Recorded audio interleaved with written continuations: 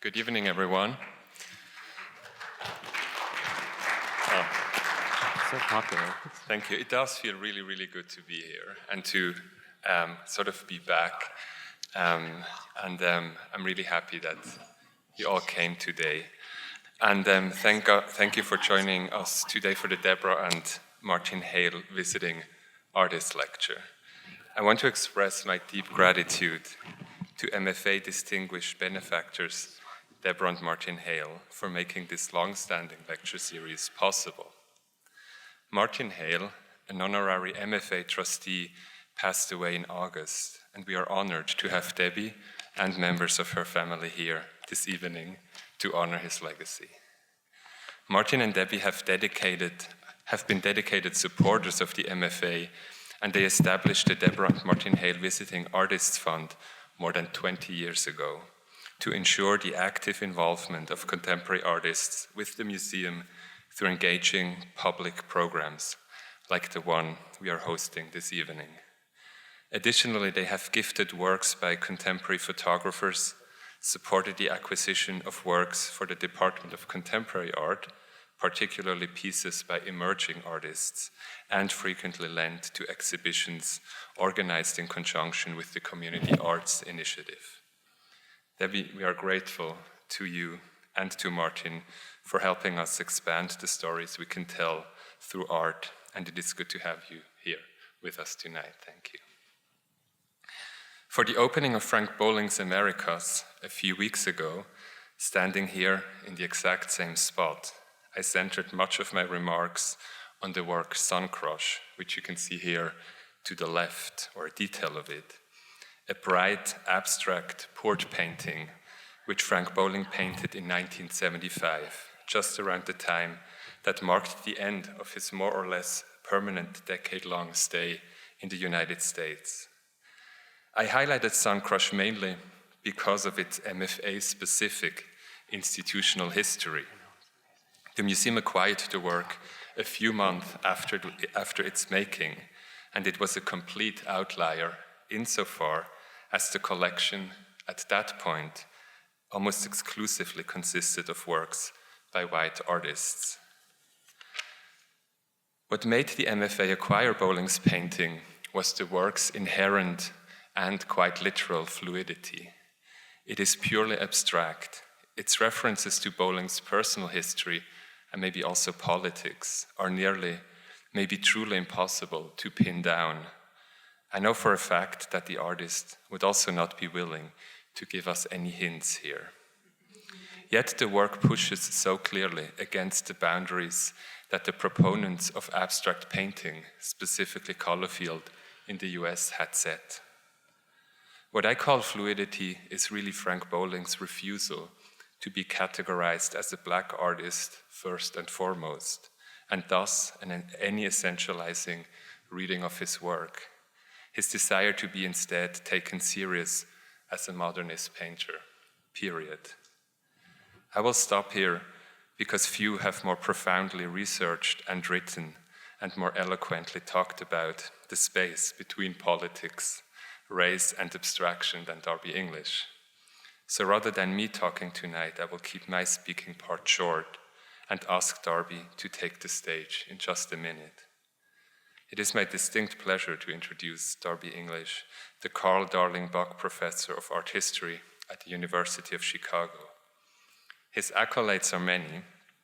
Instead of listing them, I want to mention two books that I consider seminal for my own professional development, as they were amongst the ones that most deeply influenced my own view as a curator, especially when I was transitioning from Europe to the United States, trying to grasp the vastness of this country's cultural landscape. How to See a Work of Art in Total Darkness, published by MIT in 2007, proved to be extraordinarily productive for that endeavor. When Darby's book, A Year in the Life of Color, was published in 2016, I read with great appetite, and in many ways, it proved to be an incredibly smart follow-up. This time around, a more historically framed study and an incentive for a less narrow and narrowly minded reading of works by Black artists, including that of Frank Bowling. For those of you who have not read these two books, and some others by Darby, please do so, and I hope they will be as literally eye-opening for you as they were for myself. Before giving the podium to Darby, I want to thank and introduce also Firelei Báez as well. I consider Firelei to be among the most exciting and promising artists of a younger generation. Within the past few years, Firelei's work has been shown in many of the most prestigious museums in the US, including her captivating installation at the ICA watershed last year. And her paintings are represented in major collections across the globe at this point. She has graciously and beautifully contributed the text to the catalog that accompanies Frank Bowling's Americas, together with two other artists, Julie Meretu and Melvin Edwards. In her contribution, Firelei Báez asks the question, I quote, "How do you collapse geographies through memory?" End quote. One of the most striking, lyrical, but also at the same time biting answers to that question can be found in her own work, in which different worlds that are normally separated by space or time or sheer human ignorance come together and form new narratives and possible futures. I could not have wished for two more brilliant minds to speak to us today about Frank Bowling, their own work and perspective, and how issues then and now are interrelated. Darby English will first give a short lecture, followed by a conversation with Firelei Báez. We will make sure there will be enough time for your questions at the end. And now please welcome Darby. Thank you.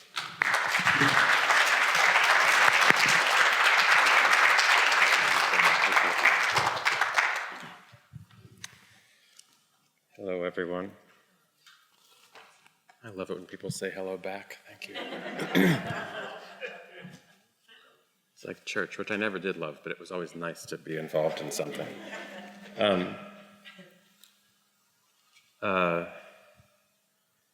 Is there a clock?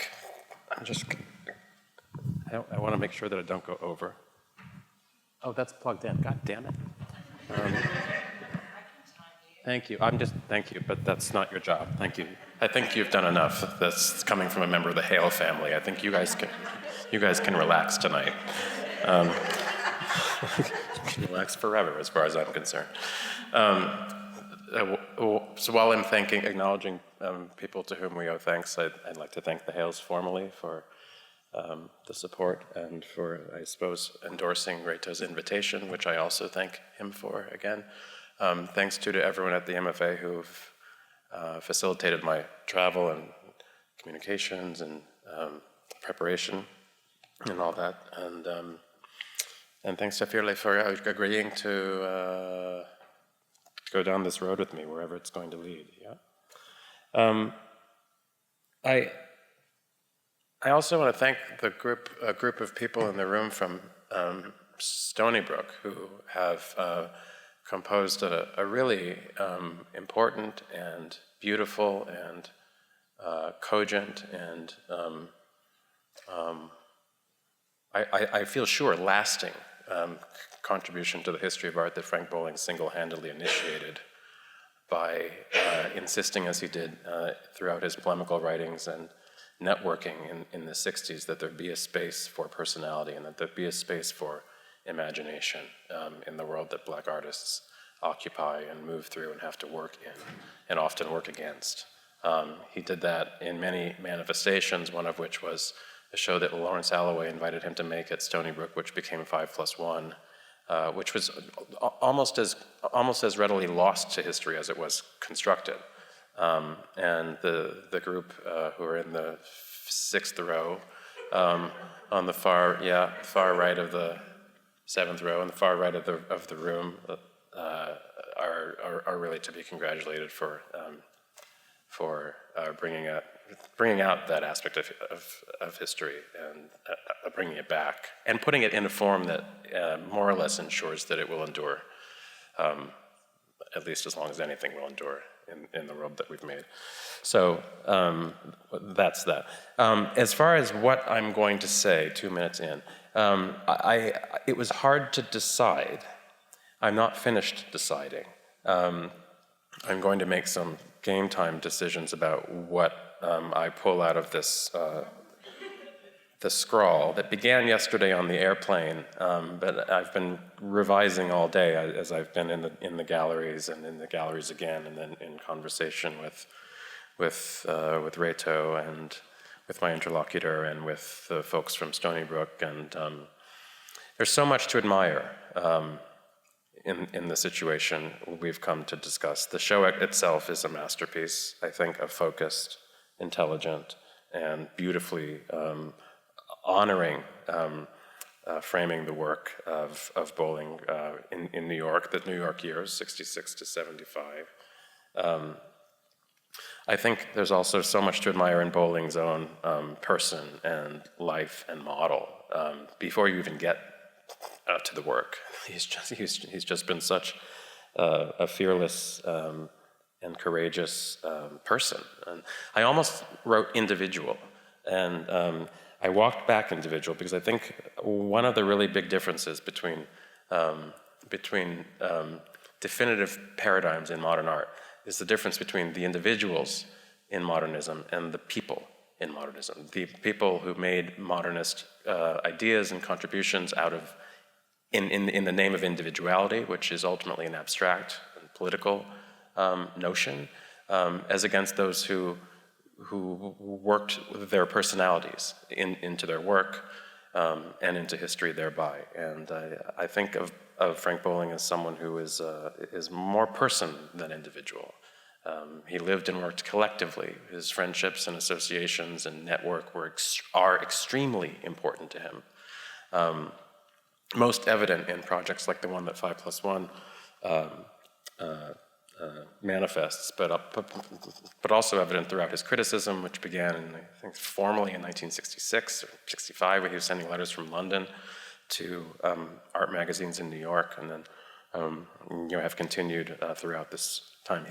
He's not a go-it-alone artist. He was never a go-it-alone person, and that manifests a very important difference from the paradigm that we learn in school, and that I think a lot of museums reinforce, as a way to keep in business the idea of the individual, creative genius, alone and defensive against the world, and so forth and so on. That's not who we're dealing with here, and I really admire how evident that disposition of Bowling's is in the presentation and the framing.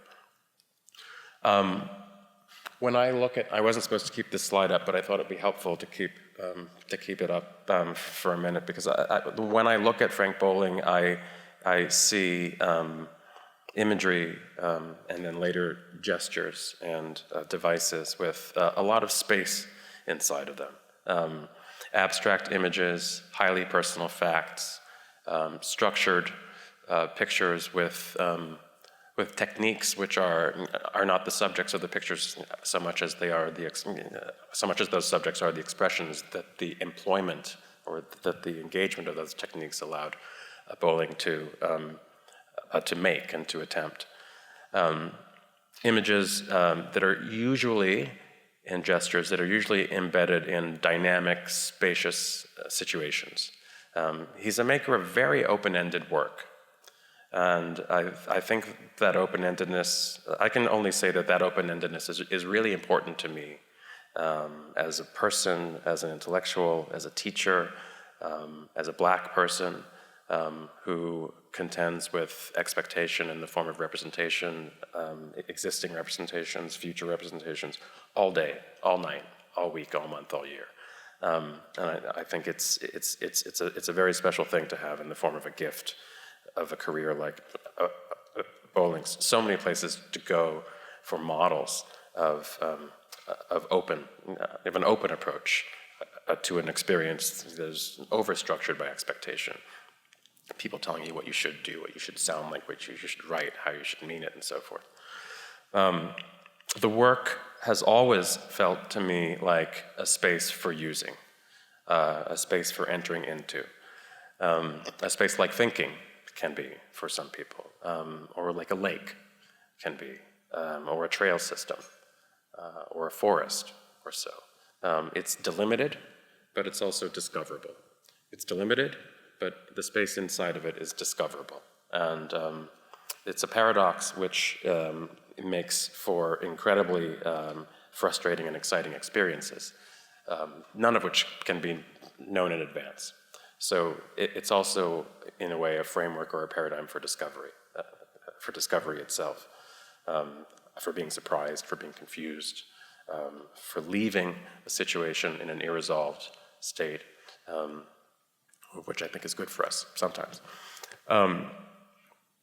The important thing about those delimited but discoverable areas, like the spaces that Frank paints, especially after images more or less left the work, the important thing about them to me is that they don't tell you which way to go.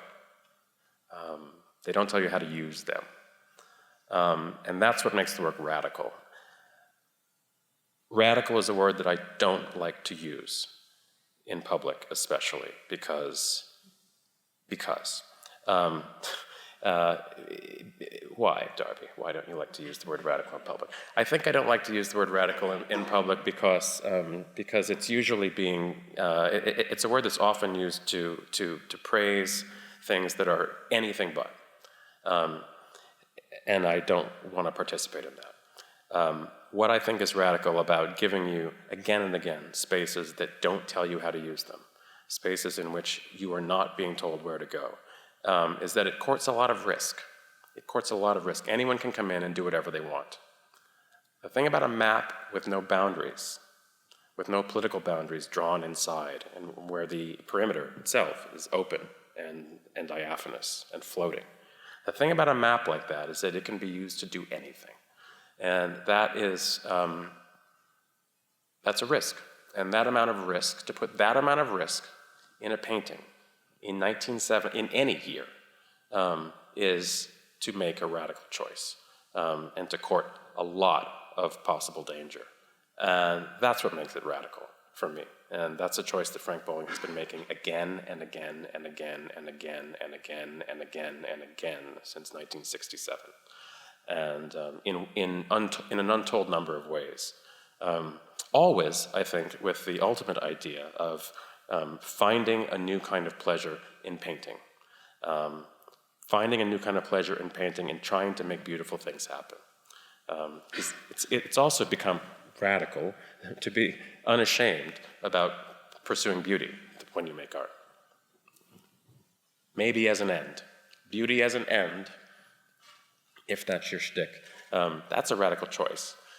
It's not sexy radical, it's not radical chic, it's not going to get you into the pages of October magazine, it's not going to get you in any big trouble, but it does make you an outlier.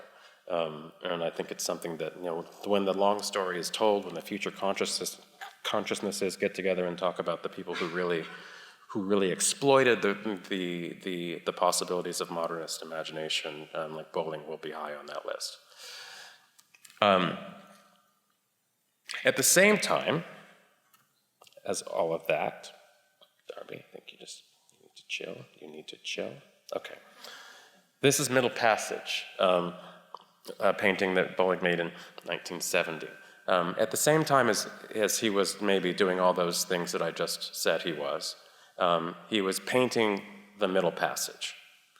The topic is quite in vogue now, so it's easy to think, so what, from a 2022 kind of vantage point. It's become important, again, to think a lot about enslavement and its spaces, movements and non-movements that were available or not available to people, and so all the souls who were subjected to those procedures. In 1970, this was not the case. There was no Vogue waiting to receive an image called Middle Passage, especially one that looked like this. What interests me about this particular approach to painting that subject is that he's painted the Middle Passage not as an object, nor as an image per se, but as an inhabitable abstraction. It's again something that's full of space. full of details to latch onto, full of open spaces to enter into, full of places to be puzzled. That puzzle is unresolved. It's unfinished representational business, which is again to court. It's to court a lot of risk. Most importantly, I think this particular painting of the Middle Passage is not an invitation to a horror show. It's not a narration of historical facts. It's not any of the educational devices that you encounter everywhere in art today and well beyond it. And it's rare, I think. I know. It's what I do for a living. It's rare to find a portrayal of the Middle Passage that doesn't tell you how to use it. Versions of that story that really stand out are the ones that don't shut down any other version of that story that you might hear or need to tell yourself. So I guess here, my talk was supposed to be called Frank Bowling. Why Frank Bowling now? Yeah, the question. That was my question. You can tell how urgent it feels. Why Frank Bowling now? So I'm coming as I end to the now part. What's interesting to me about looking at meditating on this move today, now, is that today, if such a thing were to come out of an artist's studio looking the way that it does, titled the way that it is, it would get attacked. Whether by righteous discouragement or disparagement or by correction. Someone would say, that's not the Middle Passage. I have a book. Let me get the book. We need to get this right. Or else by means of some kind of interpretation, some explanation that turns the painting into what it is not. As though the Middle Passage was something that anyone could find legible, that could be legible to any living being. It can't. Bowling knows this, and better than knowing it, he renders his personal understanding of it. He tells it like it is for him. This is his Middle Passage. It's a very potent object. It's so full of touch, so full of silence. These are two details at about 9 p.m. on the clock of the picture and 4 p.m. on the clock of the picture. I always saw a target in the detail on the right. I wasn't looking right. It's a bloodshot eye looking right at you. There's an image behind it, an image of a person to whom that eye might be attributed as a body part, as an organ of vision. We don't know who that is. We don't know what they see. There's no other eye. It's not an embodied eye. It's a reminder that you're not looking alone. You're not the only one happening here. This isn't happening for just you. But it personalizes the situation in a profoundly uncomfortable way. And it lets you know that this is not a fact about the Middle Passage. This is Frank Bowling's Middle Passage. And in the gallery today, I thought for the first time in my career to connect Kara Walker and Frank Bowling for the way in which they both took a subject that is absolutely not to be fucked with and fucked with it. And I bow to them both for that reason, because that's how you take a step forward in history. You change the material that we have collectively decided to embalm, to calcify, to concretize, to render permanent and once and for all. You just say, no, I have another way. There might be another way to approach this text. There might be another way to approach this thinking. I think many retrospective views, and there are many images of family. Sorry for my language earlier. I really am. It's not necessary, but sometimes. This image is full of family pictures, pictures of non-family, views back, many retrospective views that constitute a way to move forward in history. That's a quintessential Bowling paradox. Many retrospective views used to take a step forward in history. It's hard to think. It's better not to think and just look. Enjoy the pretty colors. That's not getting Frank Bowling, in my opinion. He's a hard artist. he was trying to make what they loved to call hard art circa 1970. That's what they called it. That's what the circle that he moved in around Clement Greenberg and Pearl's Gallery and Dubordinage and everyone, that's what they called it. They were trying to make hard art. And in this connection, the connection to the themes, to the expected morality with which the themes are handled, to the messaging, which isn't a mode that this picture or much of any of the bowling that I know engages in. It's more hardship than ease. But there's also tons of stuff to pleasure in. There's so much pleasure to be had in front of these pictures. And it's having to hold both. It's having to have a space in the mind, in the self, for both things to be equally forcefully happening and true. That is the big ask of Frank Bowling. And I just can't thank Areto and team enough for dedicating a context to a work that is that important in so many ways and continues to be effective. You know, a lot of times pictures like this they fizzle out. This bowling doesn't fizzle out. So I'm just so grateful to have been part of this. Thank you. And then we're going to. I'm inviting Firelei to come and join me in the chairs, and we're gonna talk about some other stuff. Thank you, everyone. Why don't you talk for a while? Well, you wrote an essay for the catalog. There's a wonderful essay by you in the catalog. I thought maybe that we could begin by having you tell the people gathered a little bit about who bowling is for you, and then we can slide out from under that one into a larger discussion of the connections and the future and the present. Absolutely. Thank you all for coming today. Thanks for having me here. And for letting me see these works in person for the first time, Reto. Thank you. Bowling is kind of a lodestone for abstraction for me. I went to Cooper Union at a time when figuration was a bit taboo. And so I was forced to master this space that didn't feel welcoming. And unknown to me was basically repeating a lot of the steps that bowling had been making decades before. Mm-hmm. I was making my baby bowling paintings, baby bowling, which I, at that time, did not know to keep or document or anything like that. But that meant that when I saw him again, it was like seeing all that lost work. Yeah. Getting to recognize how that was a thread, especially because he's a man who's coming to all these northern geographies from a very particular and very different southern light, how those geographies are affecting very intensely his use of materials. So it's a kinship, a geography, a lineage, all of which are uncanny in the homely sense. Yeah. In the like feeling at home in a very strange way. Yeah, yeah.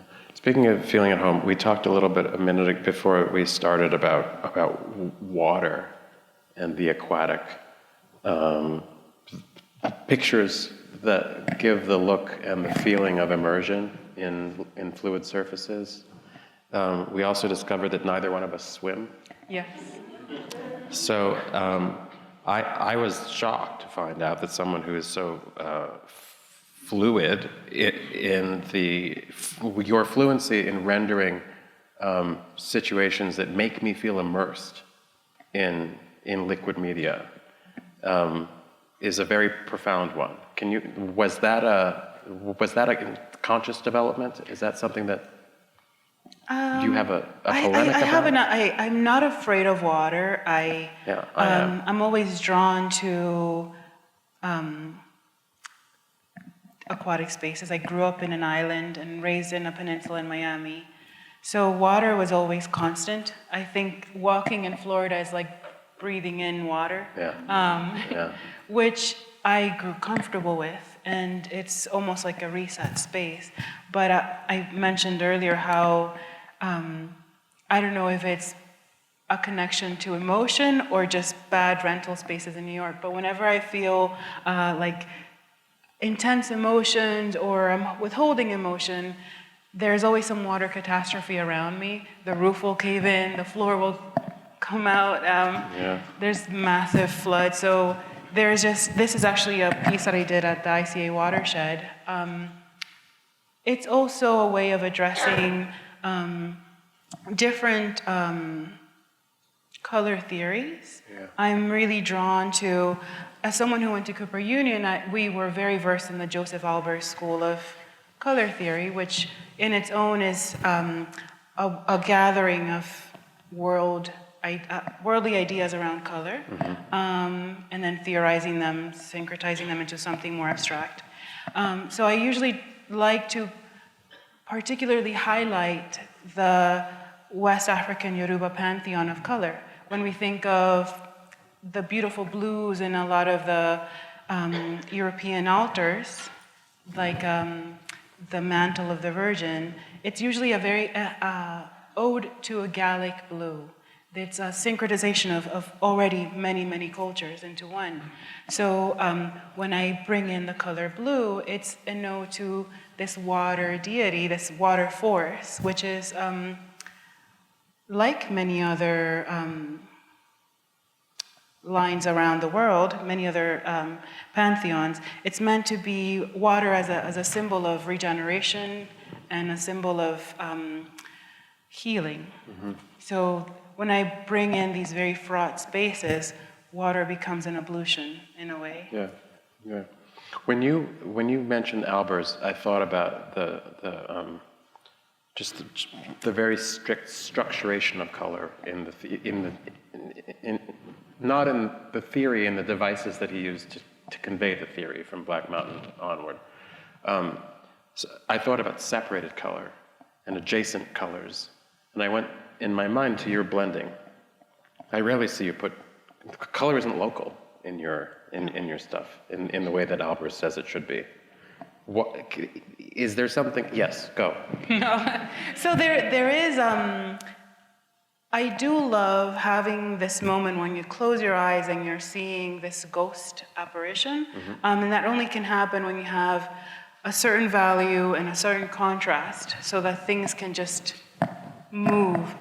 It's why we're so cheered by the green and red in Christmas time, or you have the football field full of blue and orange. Like there are things that give you energy because when you close your eyes, you see the opposite, and they have a dance party in your eyes.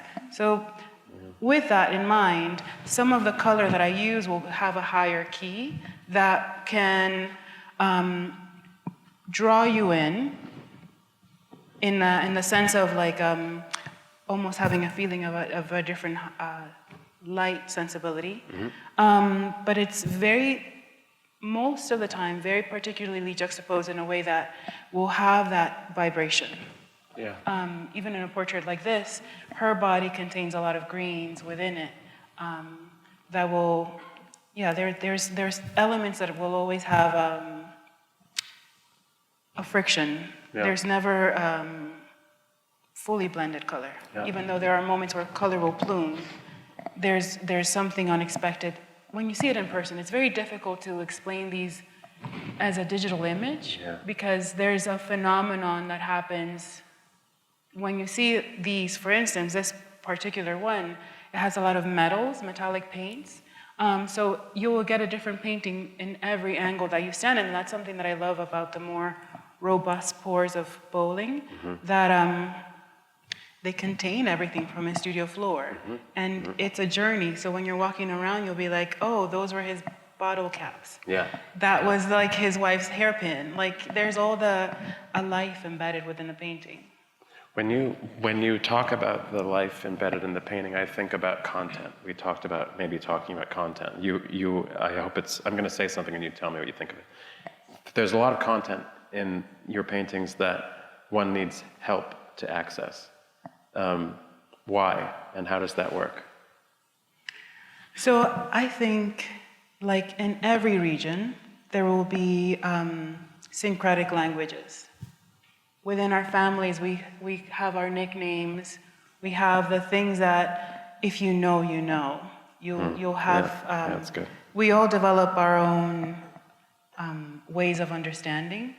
I recently read this quote of how perhaps the human confusion around languages, quoting like the Tower of Babel, might have happened when, after experiencing God, humans tried to independently define him. This force, the idea of having, or the presumption of categorization alone became the thing that started separation, or that started granularity. But that can be seen as a loss, but it's also the gain of language, of complexity, of multiplicity. Yeah. You know. But you're alluding to the sheer amount of power in the fact that we can give something a name, or another name, or no name at all. Yeah, that in the naming you will lose, not everything will be understood, but the more we can get comfortable with not knowing, the closer we come to the actual truth. It's like a truth that is more complete than fact. Fact is basically the limit of human filter. And, or I guess another analogy would be that beautiful story of the blind men trying to describe the elephant, and someone thinks it's a rope, they're touching the tail, or they think it's a stone, or they think, and all of those together, once you gather the stories together, you get a better idea of what this thing is. And so, that's... And yet they're all true. And they're all true. All the fragments are true. Yeah. Is there a point at which, when you were doing the baby bowlings, you realized that you had to stop in order to do something else? I actually, after graduating from Cooper Union, did a hard reset, and I really, really wanted to do figuration. I felt like figuration could... What year was this? So this is around 2006, so I did these like very rendered... I'm actually, shout out, we'll be doing... Who are you shouting out, yourself? I'm shouting out Eva Respini from the ICA Boston. We will be doing, I know, but it's kind of a shout out of myself too. I just felt like calling you on it, that's all. We'll be doing a exhibition of many, how do you call those? Pumpkins? Pumpkins, many pumpkins. Bowling Exhibition of my works to date, and a retrospective. Not quite a retrospective. Okay. I want to Survey? call it that. A survey, yes. So we'll be doing a survey, and a lot of these early figurations will be in it. Oh yeah.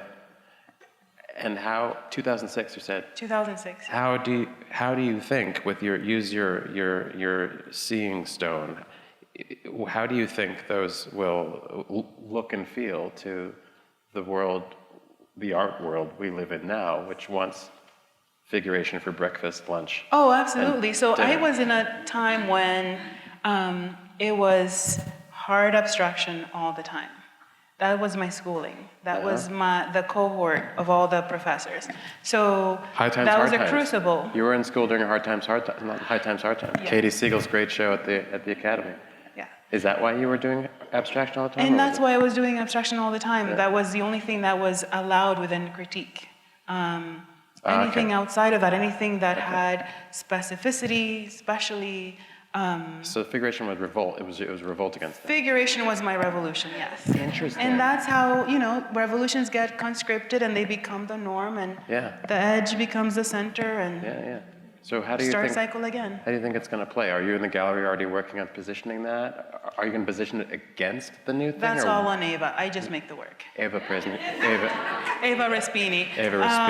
I think, part of being a maker is that you can envision, and I love language, but I feel like art making precedes so much of this labeling process. Can I call you on something right now? Absolutely, go for it. Your titles are very long, discursive, poetical, often in parentheticals, but they're not. But the parentheticals aren't surrounded by anything, so the parentheticals are autonomous statements in a way. So, how does the language that you wait for other people to produce sit alongside the language that attaches to the paintings as they enter the public sphere? So I think of the titles as works on their own. Oh, nice. They're meant to be windows onto the work. Most of the times, the paintings themselves are overlaid onto documents that are sometimes, or many times, encapsulating very fraught histories. I originally started working directly onto these documents, like in installations like this, where it would be a very detailed miniature over this one document. And the work for me wasn't the beautiful rendering, it was this mark that could bring the viewer in close enough for their breath to be caught on the page, and then that breath would transform and eventually change the substrate, change that paper of this material that would potentially have excluded someone like me from even existing. So collectively, we destroy that history. Yeah. It's an archivist's dream and nightmare to have. But when I looked at something like Persian miniatures, or when you look at medieval manuscripts, you'll see all that foxing and things around it, and that's people. Yeah, that's people. That's like every viewer's presence. Yeah. You're also, not to be too neat about it, but you're describing more or less as an analog your own experiences cognate with what Bowling did when he started to efface maps and such in his own practice. And the shifting from the turning, the pole, yes, absolutely. There's one that I was particularly, and there's one like giving birth over a grave, where he will just split the geography altogether. Yeah, I got a story about that picture. Okay. I can't tell it here. Okay. I get to hear it after. Yes, I can. I can tell a story about the picture. Nah, it's not for here. It's not for here. I worked with the Museum of Modern Art for 6 years, trying to help them with a problem they're going to have forever, and it's not unique to MoMA, but they have a pretty bad case of it. And the Birth Astride a Grave is a MoMA painting. Came into the collection in '76, I think. Howardina was there. I don't think she was involved, but Howardina was at the museum when it came in. And when I got to MoMA, I really wanted a different bowling for the collection. I wanted something that felt a little bit more like the bowling that I know and love. And it was very difficult to persuade them that it was worth an investment to make their bowling holdings adequate to bowling. And so there's another kind of erasure. And then they have the catch-up, yeah. There's another erasure that took place then, though, because we decided to leave that hole. That grave is still wide open. But I sent you into that room. We had a little bit of time to look at the show before we had to do something else, and the two blues. And the two blues. Could you talk about what you saw? I'm a fan of blue, but there is something that happens when you have analogous color as well, where it can feel soothing. But no matter how you try to photograph that painting, you'll never be able to actually. What you see, your eyes will always capture it more beautifully than any digital construct. Yeah. So there's this shimmering that happens by these two blues. It's a cool blue and a warm blue, if you can imagine that. And they just shimmer, and they're like glowing into this background. So it's to me his engagement with Morris Louis, right? Or at least the museum label juxtaposes them together. And color theory. And color theory, yeah. So the two blues are flanked by slightly different reds, not as different as the two blues are to each other, and then yellow and green, I think. But there's something in there that feels a lot like a very soft-edged pluming of color. Yeah. And it's a painting about breaking the rules. The title is something like "Two Blues: The Terminal Disease." Yes. What? The terminal illness. Two blues: the terminal illness. I didn't see the terminal illness part of it. Yeah, it's a painting. It just looks like like a cloud. Again, yeah. It's got this dark thing. It's almost like a two-chamber lung problem. Who I knows? didn't see any viscera in it at all. I didn't. That's good where biography can be. That was more evocation than anything else. Back to titles, Right. Well, that was the idea. Are we meant to open it up right about now? questions. Thank you. We would love to open it up to questions from the invisible audience. We're being blinded by the projector, so I can see you, however. Yay. Hi. I've got a microphone coming your way. Hold on one Pardon me. second. The microphone is coming your way. Give me time to construct my question. Good. Make it good. Make it good. Well, first of all, thank you. No, there we go, it is on. Thank you so much for such an energetic talk. That's a nice word for it. No, I really do appreciate it. But I caught on to what you were saying earlier about, I think you called it you're referencing like the West Yoruba pantheon of color. Is that what you called it? And I'm so curious about how that aligns with you don't know what you don't know, like you don't need to know everything.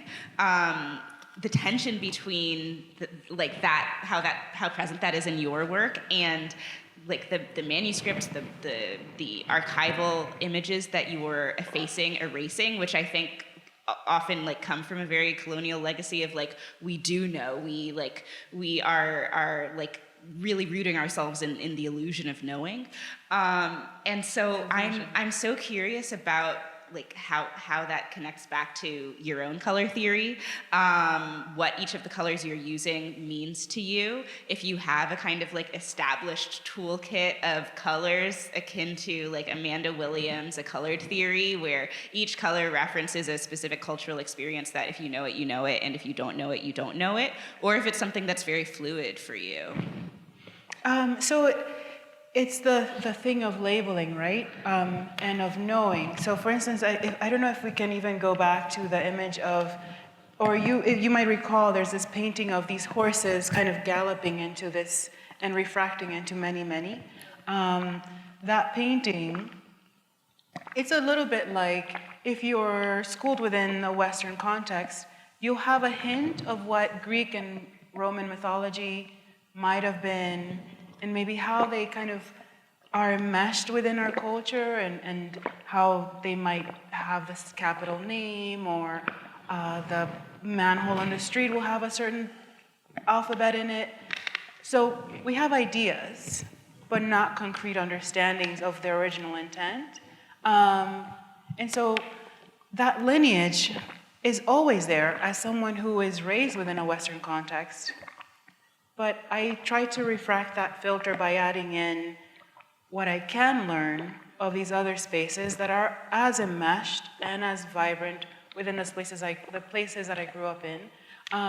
So that's where the Yoruba pantheon comes in the same way that you would have, actually, to be very specific, there's this book that came out recently of my work, and the edge, the ribbon that comes whenever you have a hardbound book, they will have end tape that has a very particular coloration.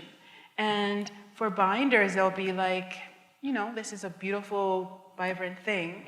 But if you look at them, they are one-to-one. These are the horses. And I started that while in Rome, surrounded by all the iconography of monarchs trying to have dominion over horses, but understanding the loas and being ridden by horses, how those two things converge.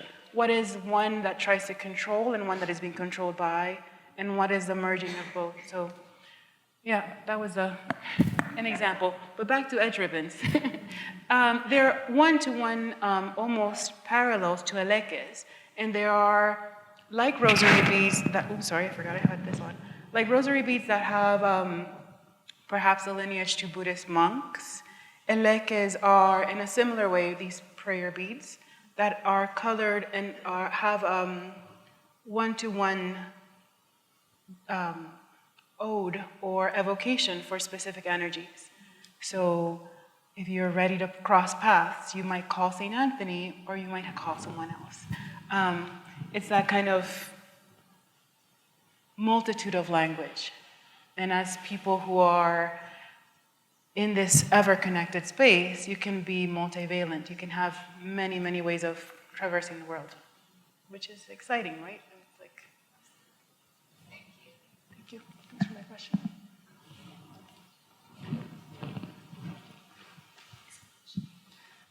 Seconding the thanks for a really exciting and fascinating talk. One sort of strategy that I observe both in your work, Firelei, and in Frank Bowling's work is that of kind of layering, creating palimpsests and leaving traces of, you leave traces of maps behind your abstractions, which are often kind of like abstract figurations. And both of you kind of use abstraction as a strategy of redaction or of covering up and obscuring. And yeah, you talked earlier about kind of like juxtaposing colors. I was wondering if you could talk about layering colors and, in addition to colors, layering forms as well. And this is a question for both of you. Yeah. I mean, this is actually like, again, a good example of that layering process.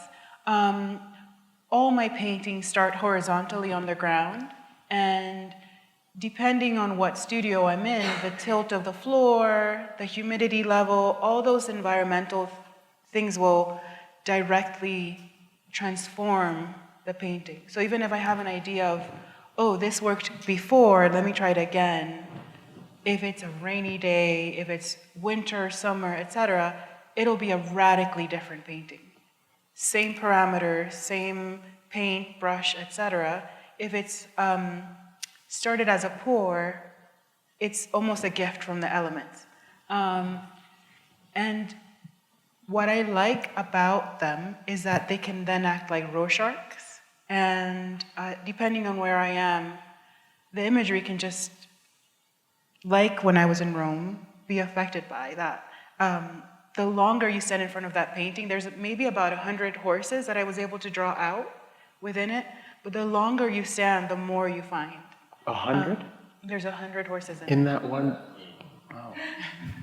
So that's why you can't see that from a reproduction, but the longer you linger, the more you find. And I like that about layering, that unlike the factual data presumption of these diagrams, which are, I think, more projections of desire than actual fact, the more we study them, the more you realize, oh, someone wanted commerce in this particular area. Someone really was set on,